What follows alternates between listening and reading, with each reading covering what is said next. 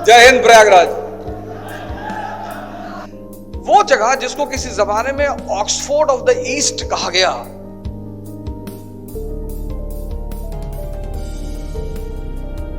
वो जगह जिसको किसी जमाने में ऑक्सफोर्ड ऑफ द ईस्ट, वो जगह जो किसी जमाने में आईएस की फैक्ट्री,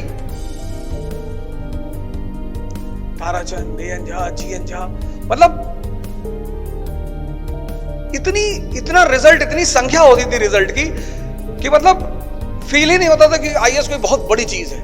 और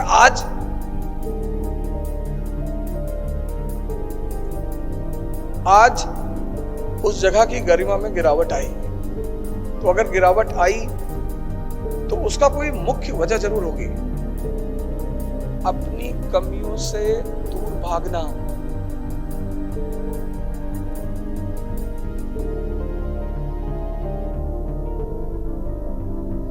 महमूद ने हमको लूटा, क्यों? क्योंकि हम कमजोर थे। इस पर ज्यादा जोर दिया जाना चाहिए था।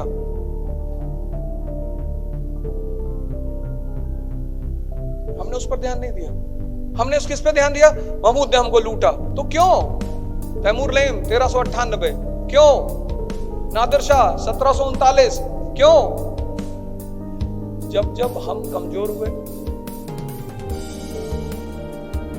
तब इन लोगों ने इस देश को लूटा। तो इस देश को किससे बचाना है? कमजोरी से। ये देश इसलिए महान है कि इसने अपनी सारे दर्शन को कहानियों में बदल दिया। बाद में क्या हुआ? लोगों ने कहानियां पकड़ ली, दर्शन भूल गए। किसी भी देश, किसी भी समाज, किसी भी व्यक्ति को अगर महान बनाना है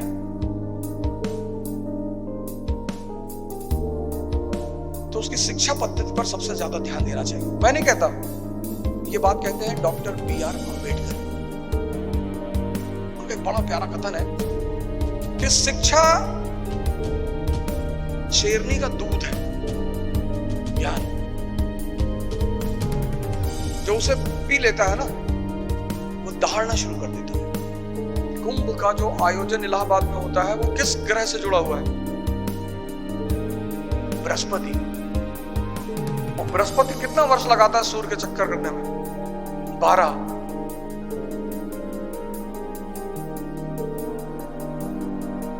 और इस प्रथा की शुरुआत की आदिगुरु शंकराचार्य ने, ज्ञान की धारा की शुरुआत। तुम संघर्ष से इतने निराश हो, इतने परेशान, इतने इंपेशेंट, इसलिए यहां चंद्रशेखर आजाद की प्रतिमा लगाई गई। इसके पीछे जो मुख्य उद्देश्य था ये था कि युवाओं को एक संदेश मिलेगा कि युद्ध तो जीवन का एक हिस्सा है, लड़ेंगे।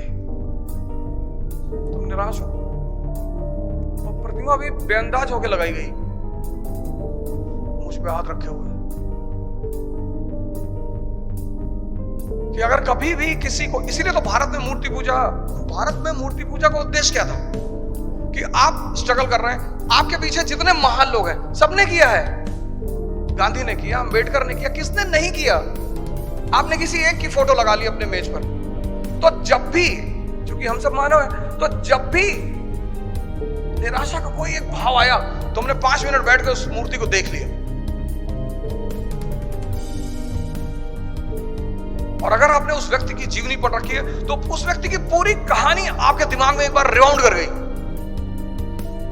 इसलिए जब आप मूवी देखेंगे तो जो अंतिम सीन होती है उसमें जो नायक है वो फ्लैशबैक में जाता है कि पापा को गोली लग रही, मम्मी भाग रही है, घोड़ा चिल्ला रहा है, तब वो मारता है विलन को, क्योंकि वो फ्लैशबैक जो है वो उसको उत्तेजना देता है। तो वैसे बहुत सारे लोग उतने संघर्ष से कभी नहीं गुजरे। संघर्ष होता किससे? 1538 बंगाल पर कब्जा, तब हुमायूं को पता चलता है कि हम खतरे में हैं।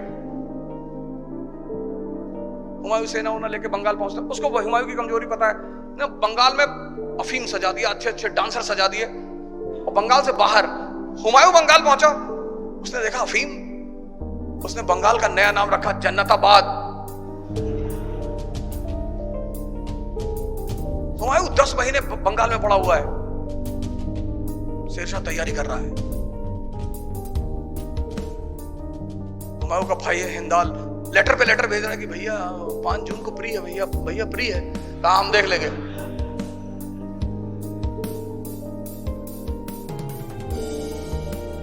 हिंदाल ने अपने आप को हिंदुस्तान का राजा घोषित कर दिया। वहां से निकलता है वो, चौसा में उसको शेरशाह से मुलाकात होती है। 1539 बैटल ऑफ चौसा।